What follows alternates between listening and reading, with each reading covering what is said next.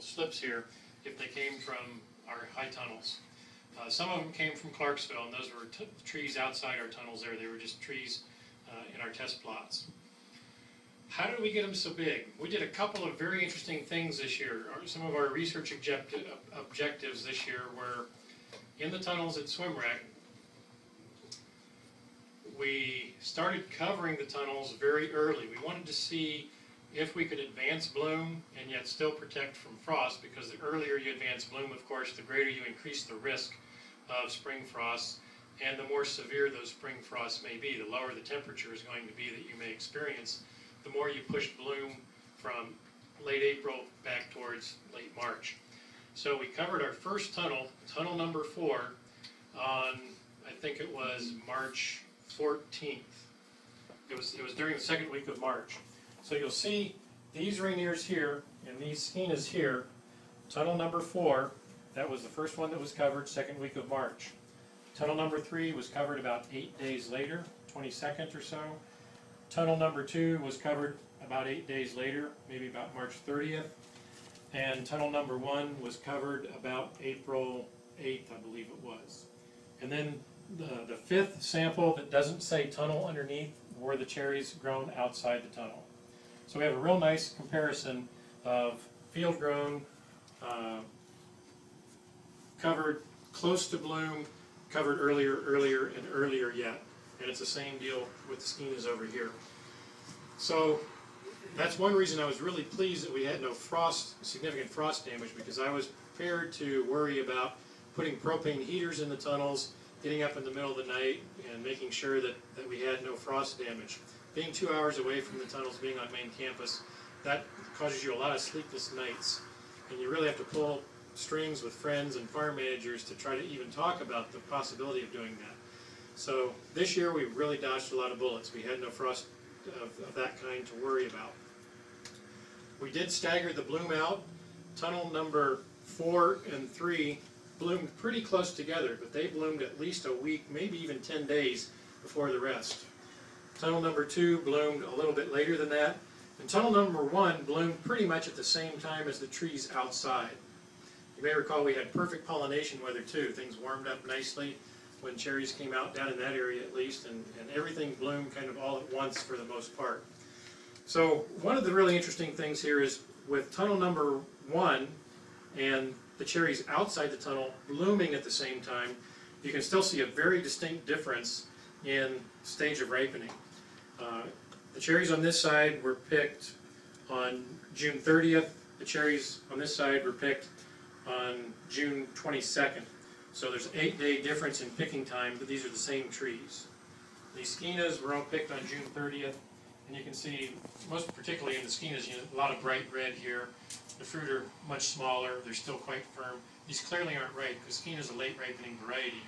So this variety outside the tunnels at SwimWreck are probably ripe right about now.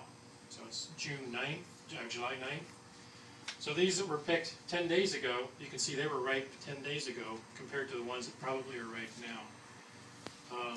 You can go through and taste these, see if you taste the difference. The data that we worked up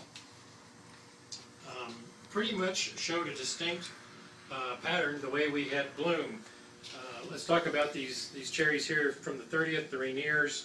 The no tunnel cherries, the sugar level in those is 18 degrees Brix. In these cherries from tunnel number 1 bloomed at the same time, about the same, actually slightly smaller, lower Brix, 17.5. Tunnel number 2, we're up at 18.7. Tunnel number 3, 19.8. Tunnel number 4, 20.5. So you can see more and more sugar in those cherries that bloomed earlier. So we spread out the ripening stage as well as the bloom stage, which is what we were hoping to see.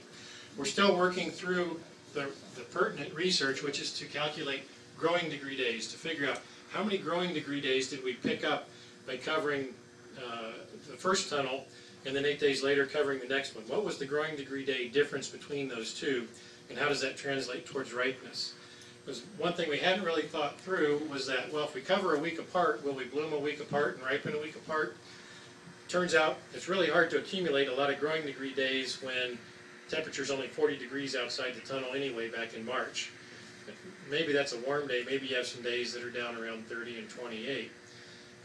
So the big differences of my calendar of the early covering didn't translate to big differences on the tail end, because it's a growing degree day accumulation issue as opposed to a calendar issue. So that's something we'll be working through and probably reporting at the Great Lakes Expo in December as we analyze all this. And we'll do that for the Rainiers and the Skenas. But take a look at those, taste them, see what those differences are, because I think that's very exciting.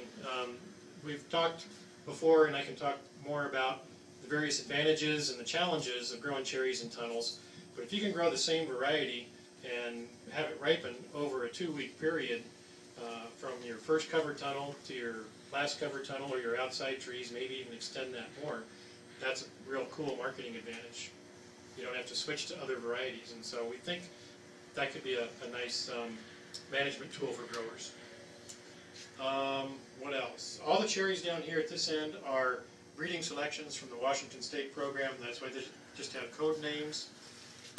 There was a notice that came out last week in a rival magazine of Matt's, little email notice, I think it was, that said WSU is releasing 2 of these cherries that are resistant to powdery mildew. So if you want to know which ones those are, it's WSU number 3 and WSU number 5 over here. The others, there's some that I think look better than those, and we're going to be watching them real closely to see if we might be able to convince WSU to release 1 or 2 more that look really good, at least for us, under tunnels. And all of these, as I said, were grown under tunnels, but you can see some of these varieties pretty consistently produced 8-row cherries, cherries that were 14 grams, 13 grams. We even had some cherries that were 20 grams, and that's just a massive cherry. 30 millimeters in diameter, 1 1/4 inches, 1 1/3 inches.